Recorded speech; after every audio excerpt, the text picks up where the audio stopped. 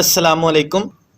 आई am Mohammad Hasan Hashmi. सबसे पहले हम देखते हैं 12.12 प्रोग्राम को। स्टेटमेंट हमारे पास है, write a program that inputs a number from the user and displays the factorial of that number using do while loop. Basically हमने इस प्रोग्राम के अंदर यूज़र से एक नंबर हासिल करना है और फिर उसका फैक्टोरियल डू वाइल लूप के साथ डिस्प्ले करना है। तो हम सबसे पहले लिखते हैं हैश इंक्लूड stdio.h। इसके बाद नेक्स्ट लाइन के अंदर हमने लिखा हैश इंक्लूड conio.h। दोनों हेडर फाइल्स को डिफाइन करने के बाद हम यहाँ पे लिखते हैं मेन फंक्शन और उसके बाद हमने कर्ली ब्रैकेट को ओपन कर दिया। अब उसके बाद हम यहाँ पे तीन वेरिएबल्स बनाएंगे, इंट c, उसके बाद num और उसके बाद फैक्टोरियल के लिए हम यहाँ पे लिख देते हैं f। तीन वेरिएबल्स क्यों बनाएं इसकी एक्सप्लेनेशन मैं आगे चल के बताता हूँ। हमने सिंपली c और f दोनों वेरिएबल्स को वैल्यू असाइन कर दी 1। पहली लाइन में हम लिखेंगे c इक्वल्स 1 और नेक्स्ट लाइन के अंदर हम लिखेंगे f इक्वल्स 1। बेसिकली c यहाँ पे काउंटिंग को रिप्रेजेंट करता है और f बेसिकली फैक्टोरियल जनरेट करने के बाद उसका जो रिजल्ट है उसको यहाँ पे डिस्प्ले करता है। अब हमने प्रिंट f के अंदर यूजर से नंबर हासिल करना है। सो हमने लिखा enter a number.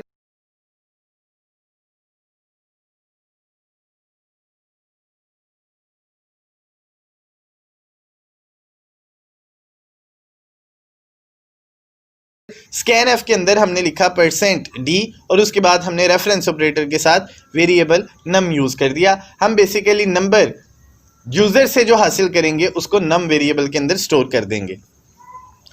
Next line के अंदर हमने लिखा डू और उसके बाद कर्ली ब्रैकेट को ओपन किया। यहाँ पे हम बेसिकली फैक्टोरियल जनरेट करेंगे और उसके लिए फार्मूला आपने वाइल लूप के अंदर भी पढ़ा था, उसको मैं रिकॉल कर देता हूँ। हम लिखेंगे f equals f multiply by c। c basically एक नंबर है जो काउंटिंग के लिए इस्तेमाल होगा और उसके बाद उसका जो रिजल्ट है f से मल्टीप्लाई होने के बाद वो f वेरिएबल के अंदर जाके स्टोर हो जाएगा। हर दफ़ा c में इजाफा होगा। हम लिख देते हैं c इक्वल्स c प्लस 1।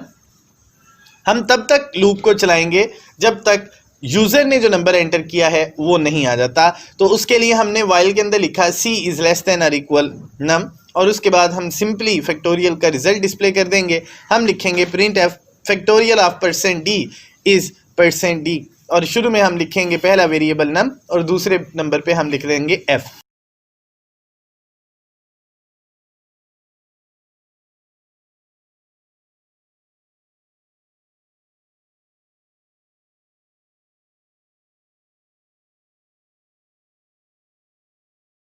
उसके बाद गेट ch का फंक्शन यूज़ किया। अब मैं इस प्रोग्राम की थोड़ी सी एक्सप्लेनेशन देता हूँ और उसके बाद इसको रन करता हूँ। सबसे पहले हमने तीन वेरिएबल्स डिक्लेयर किए थे, एक c, एक num और एक f। f basically factorial generate करेगा, c काउंटिंग करेगा, जो नंबर यूज़र ने दिया होगा वहाँ तक इसने 1 से लेके बाकी जितने भी नंबर्स उसके दरमियान में आते हैं उनको मल्टीप्लाई करना होगा। इसके बाद हमने c और f दोनों वेरिएबल्स को वैल्यू असाइन कर दी 1। बेसिकली हमने f को वैल्यू 0 क्यों नहीं असाइन की, उसकी बुनियादी वजह यह है कि जब f c से मल्टीप्लाई होगा तो हर दफ़ा c या f दोनों में से कोई एक वैल्यू अगर 0 है तो ऑटोमेटिकली हमारे पास रिजल्ट 0 आएगा। हमने जब भी किसी नंबर को मल्टीप्लाई करना होता है तो हम उसकी मिनिमम वैल्यू 1 रखते हैं। हमने c और f दोनों को 1 वैल्यू असाइन कर दी।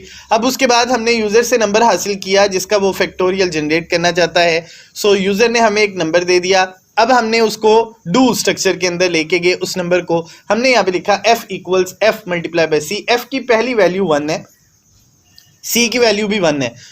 ये दोनों फर्स्ट टाइम आपस में मल्टीप्लाई होंगे और इनका रिजल्ट f में चला जाएगा। अब उसके बाद c की प्रीवियस वैल्यू में 1 का इजाफा होगा। c की प्रीवियस वैल्यू 1 थी तो 1 में 1 ऐड हुआ। Now the value of c is 2। 2 ये दोबारा जब कंडीशन चेक होगी, चूंकि यूज़र ने नंबर कोई और एंटर किया था, जब उसने 2 को चेक किया कंडीशन को, चूंकि कंडीशन ट्रू है इसका मतलब है कि हम वापस डू की तरफ चले जाएंगे। जितनी दफ़ा तक प्रोग्राम की स्टेटमेंट ट्रू रहेगी हम स्ट्रक्चर के अंदर बार बार जाते रहेंगे और जब भी कंडीशन फॉल्स होगी हम प्रोग्राम से क्विट करके बाहर आ जाएंगे। अब इसको रन करके देखते हैं। हमने रैंडमली यहाँ पे एक नंबर लिखा और आप देख रहे हैं स्क्रीन के ऊपर कि आपको उसका फैक्टोरियल जनरेट होकर रिजल्ट स्क्रीन के ऊपर नज़र आ रहा है। चलते हैं अगले प्रोग्राम की तरफ। 12.13 स्टेटमेंट है, write a program that inputs a number from the user and displays the table of that number using the do while structure. Basically हमने यहाँ पे करना ये है, हमने यूजर से एक नंबर लेना है और उसका टेबल जनरेट करना है और उस टेबल के जरिए से हम वैल्यूज को यहाँ पे डिस्प्ले करेंगे। सबसे पहले हम प्रोग्राम लिखने की तरफ चलते हैं। हमने लिखा hash include stdio.h, next line के अंदर हमने लिखा हैश इंक्लूड conio.h, उसके बाद हमने मेन फंक्शन लिखा और उसके बाद हमने कर्ली ब्रैकेट को ओपन कर दिया। अब हमें यहाँ पे दो वेरिएबल्स रिक्वायर्ड हैं, एक यूजर से नंबर लेने के लिए और एक काउंट करने के लिए या काउंटिंग के लिए हम सिंपली वेरिएबल सी रखेंगे। सो यूजर से वैल्यू लेने के लिए हमने वेरिएबल यहाँ पे बनाया इंट n। अब यहाँ पे हम सिंपली लिखेंगे c इक्वल्स 1। नेक्स्ट लाइन के अंदर हम लिखेंगे print f enter a number. Print f के अंदर हमने यूजर से रिक्वेस्ट की कि एक नंबर यहाँ पे एंटर करें।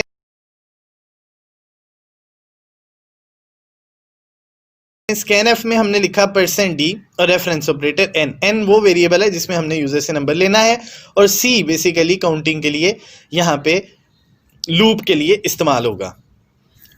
उसके बाद हमने यहाँ पे लिखा है डू के अंदर हम लिखेंगे print F %d multiply by %d equals %d।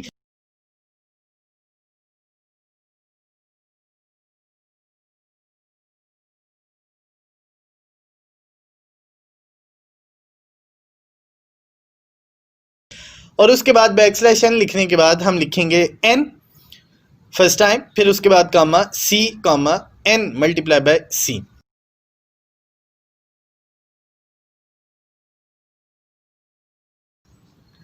Next line के अंदर हम यहाँ पे लिखते हैं c इक्वल c+1। एंड पे हम लिखेंगे condition while c is less than और इक्वल 10। बेसिकली हम 10 तक टेबल बनाना चाहते हैं। सो काउंटिंग के लिए जो हमने वेरिएबल c लिखा था उसकी फाइनल वैल्यू 10 होगी। गेट ch लिखने के बाद हम इस प्रोग्राम को क्लोज करते हैं। अब मैं थोड़ी सी वजाहत इस प्रोग्राम की करता हूँ। हमने यहाँ पे दो वेरिएबल लिए, एक जिसमें हमने यूजर से वैल्यू हासिल करनी थी और दूसरा जिसको हमने काउंटिंग के लिए इस्तेमाल करना था। अब c को वैल्यू हमने 1 असाइन कर दी, मतलब जो हमारा टेबल बनेगा वो 1 से लेके 10 तक होगा। तो c की फर्स्ट वैल्यू हमने रख दी 1। यूजर से नंबर हासिल करने के लिए हमने प्रिंट एफ और स्कैन एफ का फंक्शन यूज किया और हमने यूजर से वैल्यू हासिल कर ली। अब डू के अंदर हमने सिंपली जो वैल्यूज हैं उनको डिस्प्ले करना है, तो हम लिखेंगे %d multiply by %d equals %d और n हमारे पास वेरिएबल है जिसकी वैल्यू पहले %d में डिस्प्ले होगी, c की वैल्यू दूसरे %d में डिस्प्ले होगी और n को c से मल्टीप्लाई करने के बाद तीसरे %d के अंदर उसकी वैल्यू को डिस्प्ले कर देंगे। और c की पहली वैल्यू चूंकि 1 है तो अगली वैल्यू नेक्स्ट टाइम c की वैल्यू में 1 का इजाफा होगा, तो c की नेक्स्ट वैल्यू हो जाएगी 2। कंडीशन चेक होगी 2 इज लेस देन और इक्वल 10। चूंकि कंडीशन ट्रू है अब हम वापस डू की तरफ चले जाएंगे। अगर कंडीशन फॉल्स होती तो हमने यहीं से क्विट कर जाना था। अब ये 10 दफ़ा प्रोग्राम चलेगा तो हर दफ़ा हमारे पास नेक्स्ट वैल्यू c की आती जाएगी और उसके बाद टेबल बनता जाएगा। अब इस प्रोग्राम को चला के देखते हैं। तो जब आपने प्रोग्राम को देखा तो आप यहाँ पे आसानी आउटपुट में देख सकते हैं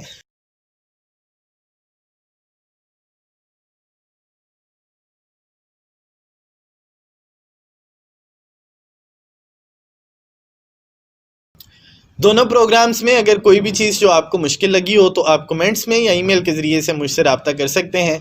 और अगर आज से पहले आपने इस चैनल को सब्सक्राइब नहीं किया तो आप सबसे पहले इस चैनल को सब्सक्राइब कर लें ताकि आने वाली हर नई वीडियो आप तक बआसानी पहुंचती रहे। मुलाकात होगी इंशाल्लाह अगली वीडियो के साथ। अपना बहुत ख्याल रखिएगा। अल्लाह हाफिज़।